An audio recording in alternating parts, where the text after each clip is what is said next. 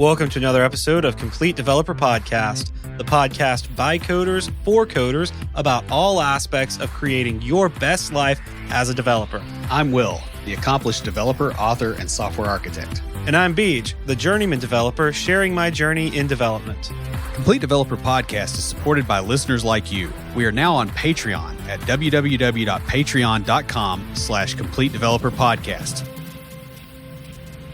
You've probably heard of DDoS, or distributed denial of service attacks.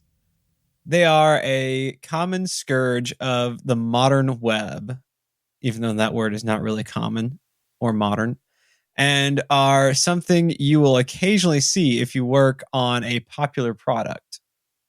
In this episode, we'll discuss what a DDoS is, how they work, and how to mitigate them. But before we get started, Will, what's been scourging you lately? Well, it turns out I still have access to all my training materials for the AWS tests that I was preparing for back in like September and October before I got downsized. So guess what I'm going to be doing? That's super nice that I still have that. And I want to get those in before I don't have that, obviously. So if you're listening and you're the person in charge of that, like, be slow, because I know who you are. So anyway, so how about you? Well, as you guys know, I've been working on my running, and I don't think I told y'all, but I kind of overdid my lifting and was just having some pain in my shoulder. So I, rather than continue to push even through the pain, when I'm like, this is not the hey, I'm growing pain, this is a hey, something's wrong pain, I decided to give it a rest and focus on the running. So I have been just doing more distance the last about 2 or 3 weeks. And then this past Friday, I ran 5 miles straight. And now, to those of you who are distance runners, that's like nothing. But for me, about a year ago, a mile was my limit.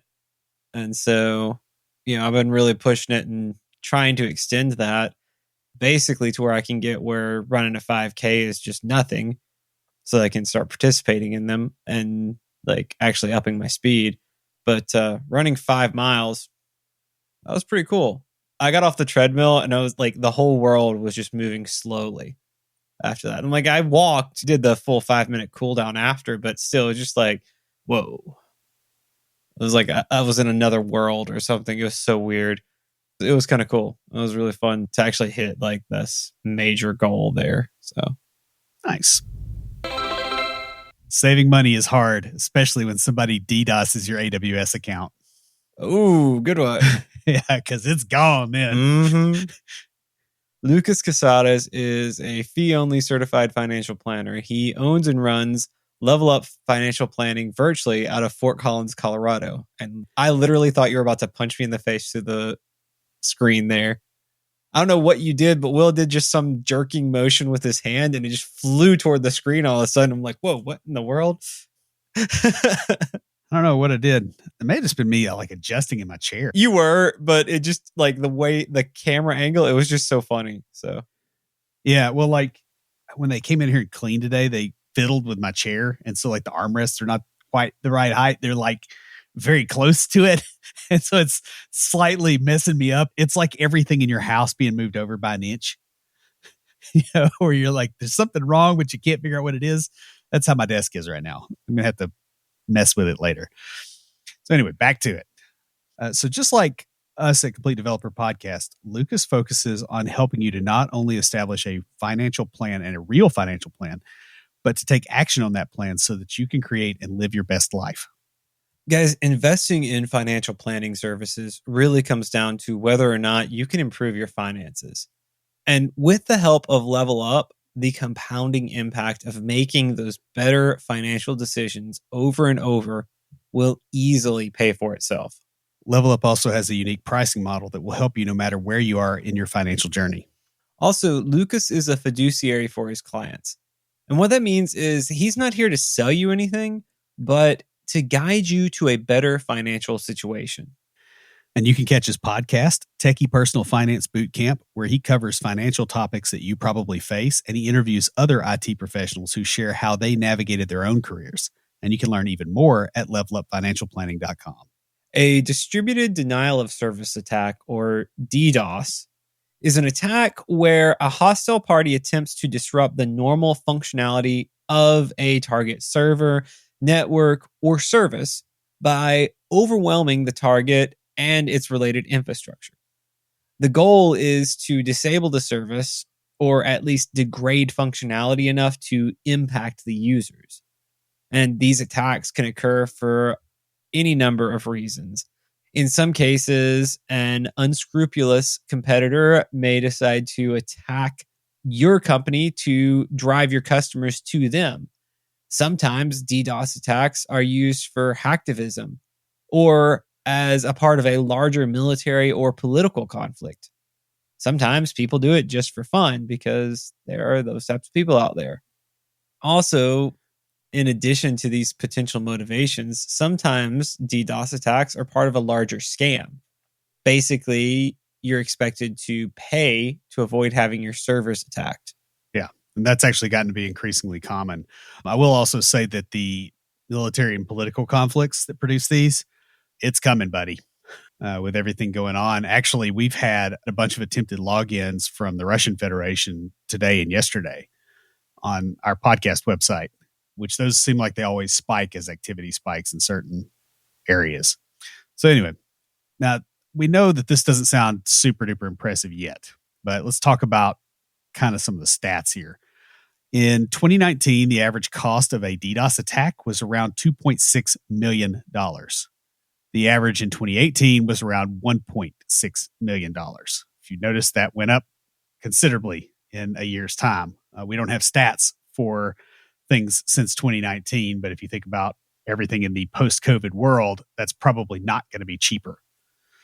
The numbers are, in fact, continuing to rise, and the number of DDoS attacks have increased by 22%, hitting financial firms in the year 2022. There are individuals and groups online offering DDoS as a service currently.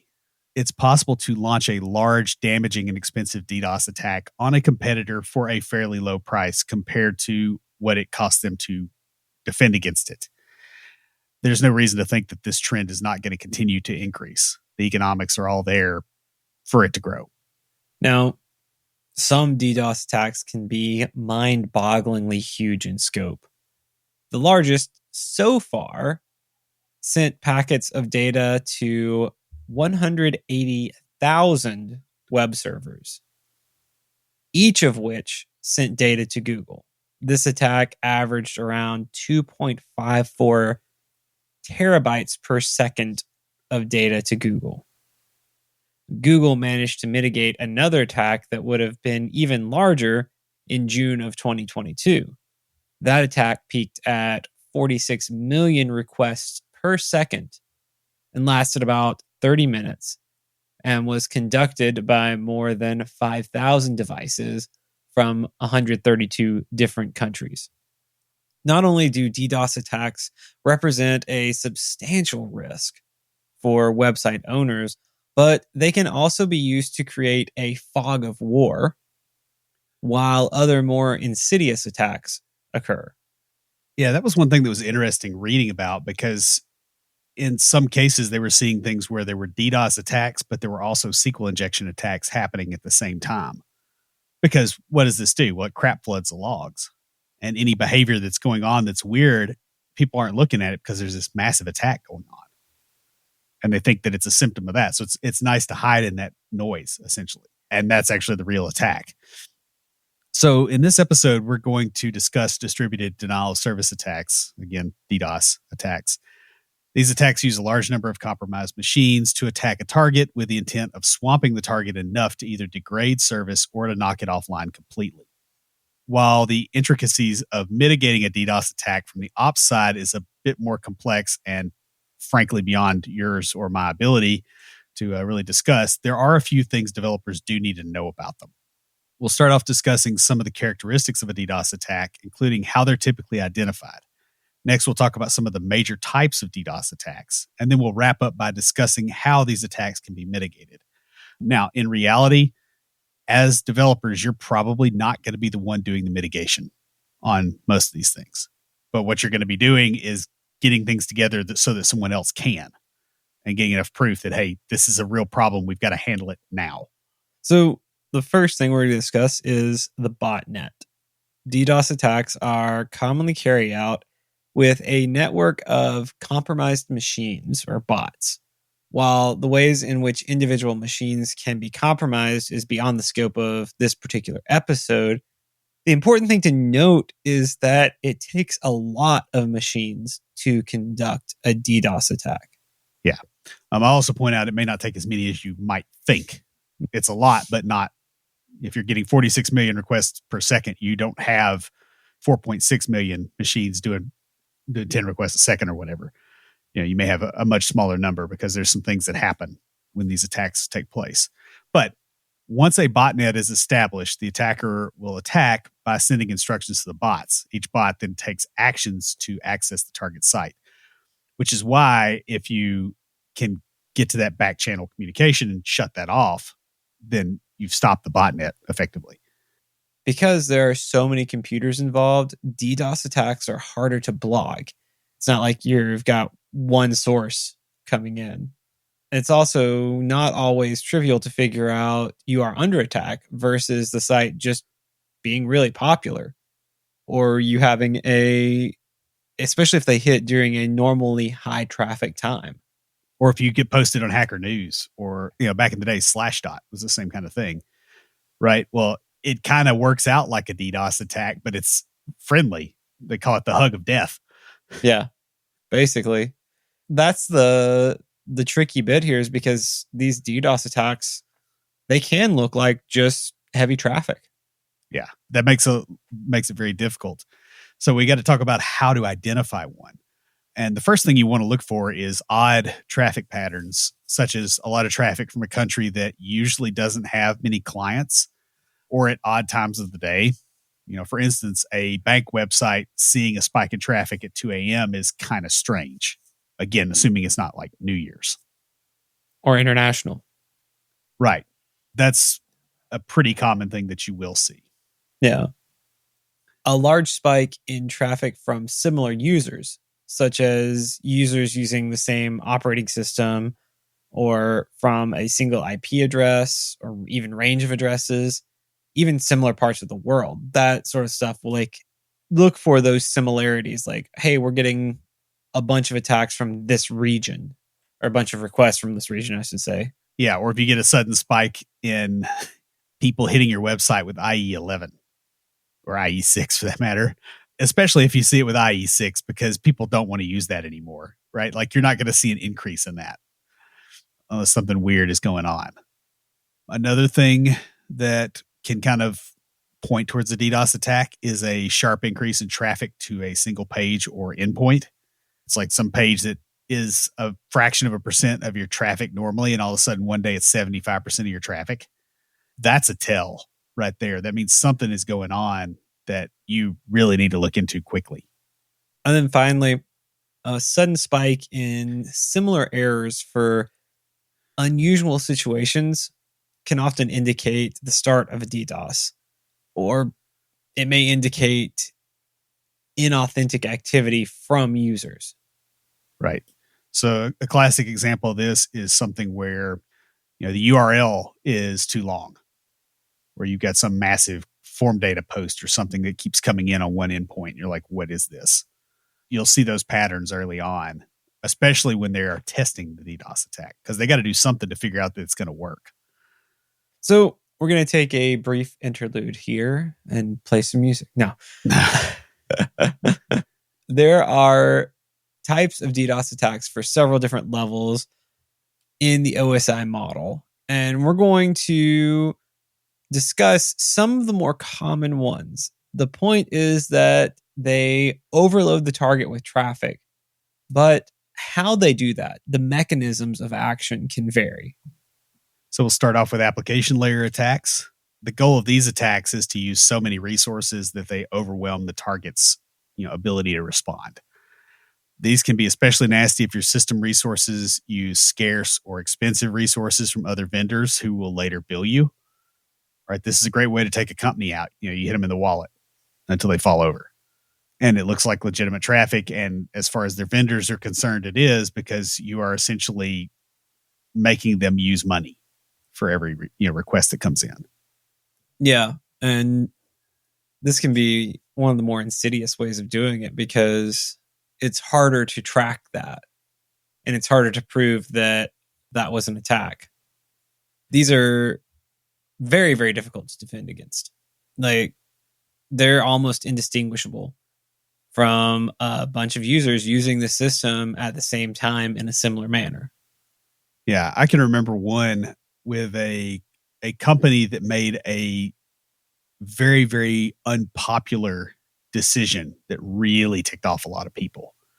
And this was years ago. And what a lot of people did is they just went to the company's status page and just refreshed it all the time, because somebody figured out that they weren't caching that stuff. And, it's thousands of people. And this was a DDoS attack that was not mechanically started. It was organically started. It was actual human beings hitting refresh because they were mad.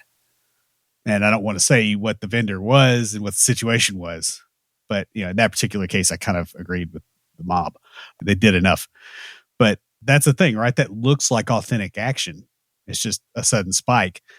So a good example of an application layer attack is an HTTP flood, which is very similar to that whole category of, hitting refresh in the browser on a bunch of different machines. It's just automated here. The target machine or the machines on which it depends, aka the database server, just get overwhelmed with requests and they fall over. And this used to be a bigger thing before cloud servers and things like Cloudflare and all that kind of stuff, where you had mitigation strategies for this stuff. So this was back in the days of, you got Rackspace accounts and you had servers that you owned and you had your own database server and all that kind of stuff. Well, if they hit that infrastructure, you couldn't scale up quick enough because it was months and it was a provisioning process. So you were just toast. The next set of attacks are protocol attacks. And these are somewhat similar to application layer attacks, but their goal is to overwhelm other resources that the app relies on, such as firewalls, load balances, and routing engines. Yeah, I meant to say load balancers. Sorry. Well, I just read what was written. Yeah. So these can be really interesting to defend against because, frankly, a lot of times you don't have control over that part of the system. That's your vendor. And you probably don't touch it that much. So the people that are familiar with it may not be there when the thing gets hit.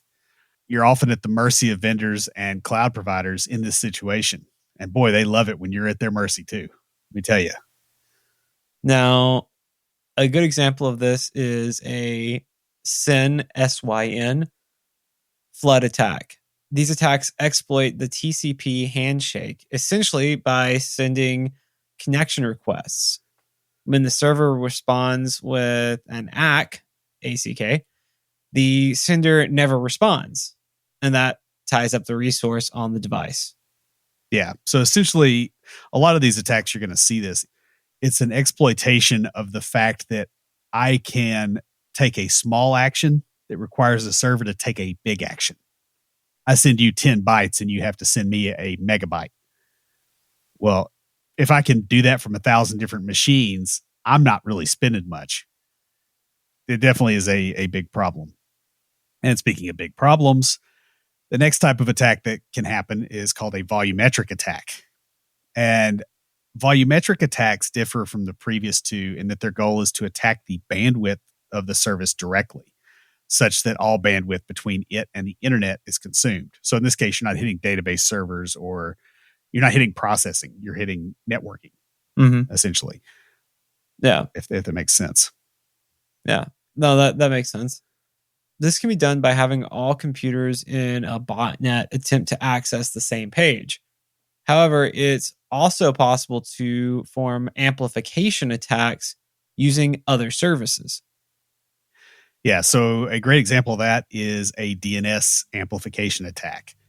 Basically, you use a public DNS server to flood a target with traffic to which the server is supposed to respond. Typically, that you send a request for a large amount of DNS zone information, preferably all of it, Mm-hmm. a whole bunch of times from a whole bunch of different locations. Well, you're sending a tiny packet and getting a bunch of stuff back. And so you can saturate the pipe essentially with that. Yeah, the main takeaway here is that a small request generates a large response, which allows the attacker to overwhelm the target's bandwidth while not really doing much to theirs. Right. And that also includes any hacked machines that they're using, right? One thing that if you have a botnet, just from reading interviews with people, I don't have a botnet yet. Emphasis on the yet. Hey, you just gotta clarify things. I might be an evil warlord someday. I just, I need more money for that. Too lazy for that.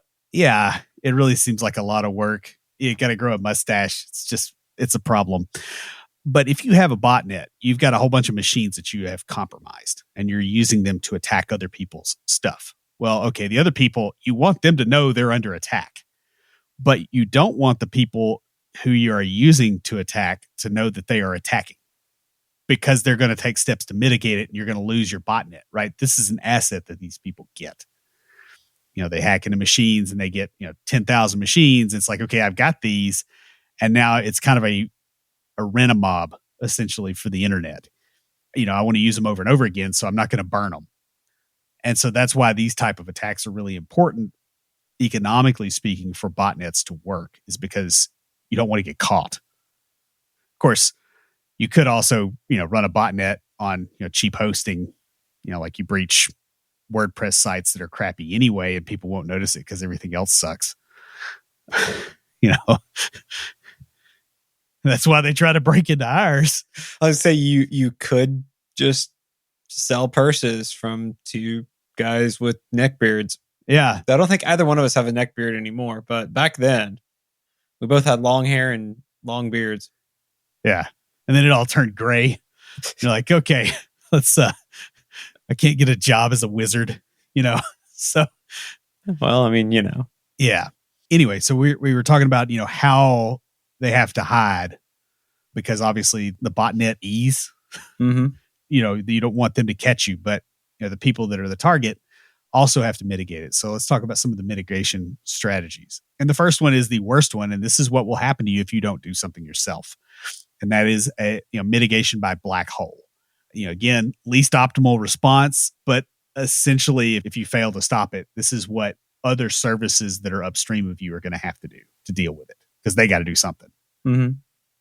Essentially, what this does is to route all incoming traffic into a black hole where it never returns.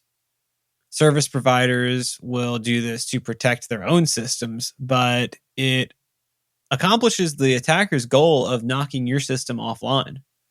Yeah. Now, you can also, to some degree, restrict the black holing of incoming traffic to certain characteristics, because if it's largely from a single country, you might be able to get by with just blocking all the traffic from there, assuming they're not using a VPN and able to bring it up somewhere else. You might be able to with some of the HTTP verbs and headers and where they're coming in on. So a common thing I do with our site, for instance, because it's WordPress and WordPress is the devil.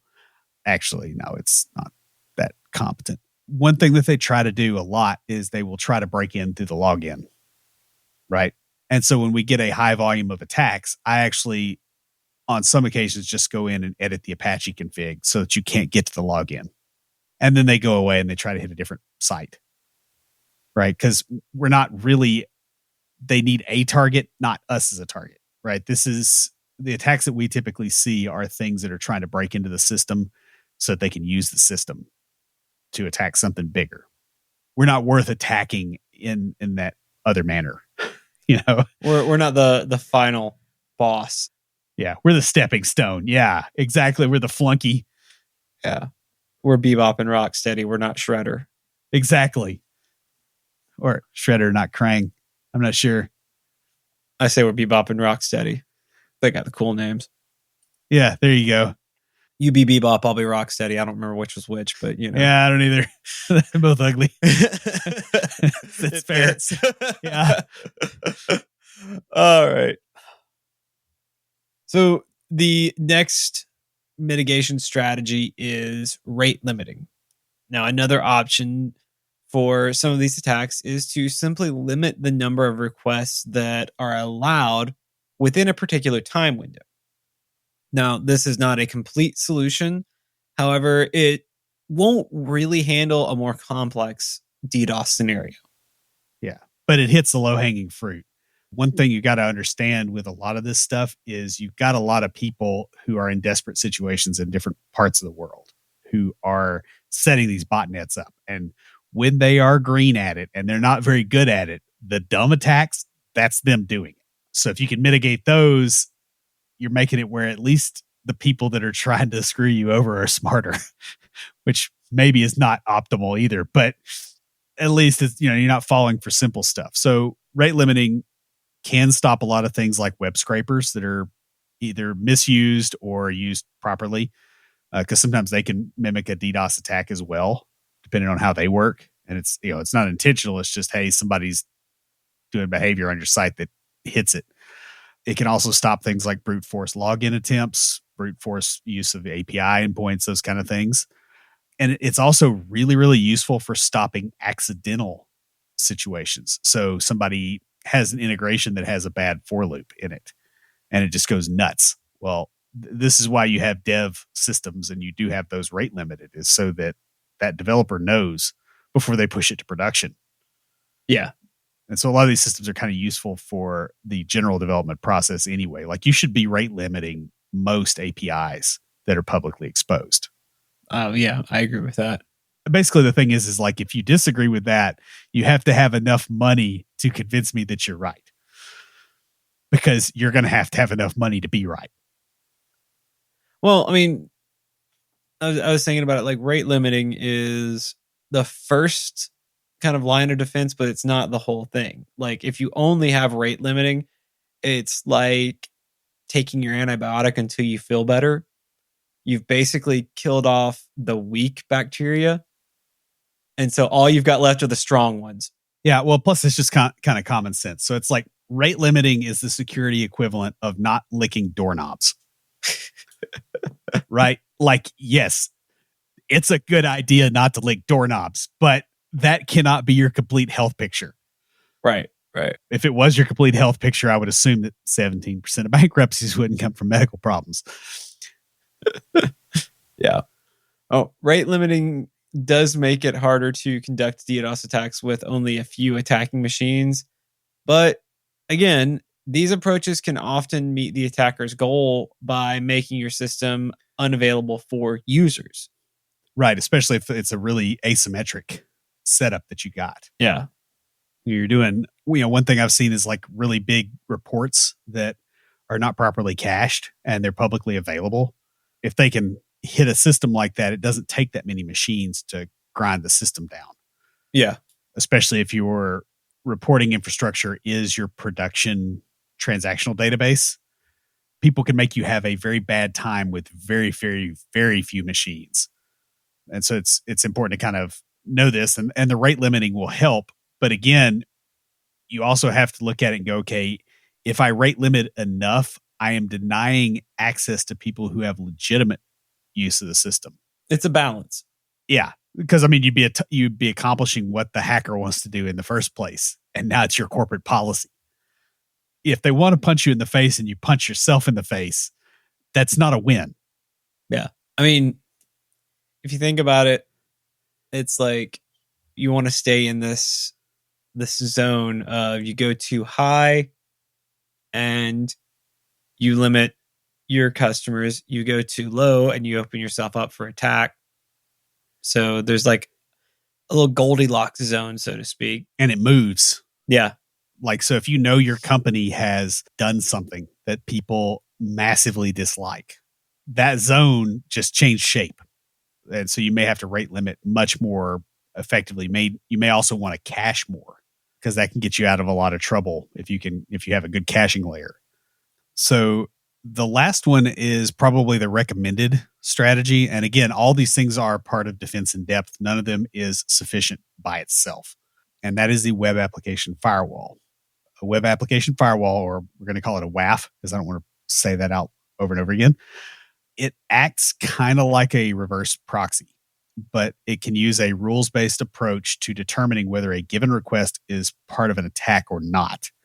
If it is, then that request will be rejected. Right. So like, let's say, I don't know, let's pick on Kazakhstan. You're getting a ton of attacks out of Astana, Kazakhstan. Right. And you're seeing, hey, there's a huge spike of this. I don't know what's going on. I can put a rule in the web application firewall for a short period of time. This is just block all those. I was going to say, describe a reverse proxy. Okay. So I've been fiddling with the config of mine today. A great example of this is Nginx. It's kind of like a facade over web processes. So for instance, I can have a website or a web service, something that is running, an express server or whatever. But instead of publicly exposing that, I have it listing on a particular port inside my network, and then I have another server in front of it. And so when that server gets a request in, it can look at it and say, okay, this request goes to this endpoint, and basically pass it in a pipe onto that port. So it's never publicly exposed. It can also look at it and say, okay, the crap that it's posting has got, request forgery vulnerability going on here, or there's raw HTML in here. We don't allow that, period, across the board for whatever reason, because our site doesn't allow that kind of content to come in. And so you could block it there instead of it ever getting to the web process. And so it can catch a lot of common attacks. Some of them can also do things as far as dealing with things like load balancing. And you'll also see them do things like handling certificates. So your certificate actually hits that endpoint and it gets decrypted. The traffic gets decrypted and it's sent probably to something on the same box, hopefully not over a wired connection or anything, that is decrypted traffic. And that way your actual web code doesn't have to be aware of that. So you can do a lot of different stuff with it, but it's a proxy against what's coming in, not against what's going out. That's why they call it a reverse proxy. I know there's going to be some network guy that's going to be like, hey, that's not the best explanation, but I was not anticipating having to give an explanation because I didn't think about that when I was writing the outline. So yeah. Yeah. So when I read the outline, I saw reverse proxy and I'm like, I'm going to have him give a good explanation for that, because I can see people going, I'm going to have to look that up. And when they're driving in the car, I don't want them picking up their phones, looking it up. Yeah, that's fair. And if you do have a better definition, just understand that when you send it to me, I'll appreciate it. But I'm also going to ask you how to get Nginx Proxy Manager to let me stand up a static site without having an additional Nginx proxy wrapped around the site, because that's not cool. And that's what I was told I have to do today. Right. So if you email it to neckbeards at Complete Developer Podcast, we'll give you a shout out on the show. Oh yeah, definitely. So yeah. So there you go. And yeah, that's that. So now back to our web application firewalls, or WAFs. Such a weird acronym. Yeah, it sounds like slanderous. Yeah, mildly slanderous. Yeah, it sounds icky. Yeah, it makes me think that like this person thinks mayonnaise is spicy or something. Like it's just like it's a slander term for that. I don't know. This is something where it's not real bad, but you're like, okay, whatever, bro. Yeah, it just sounds weird. Anyway, so this often includes custom rules. So a web application firewall can be very useful in dealing with an ongoing attack. If you notice a pattern in the attack, you can add that custom rule, like Will was talking about, to filter those incoming requests that match that pattern. Right.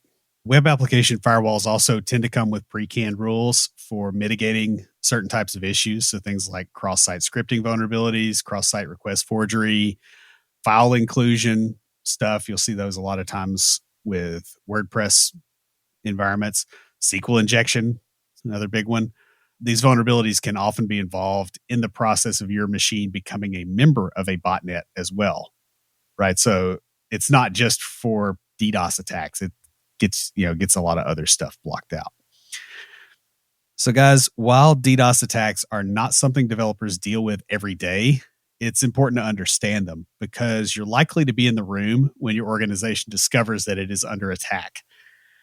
Because these attacks can often look a lot like standard web traffic at a larger scale, it can be a little bit tricky to diagnose them, and it can be even more tricky to mitigate them. In practical terms, most web developers won't have to do much to mitigate DDoS attacks.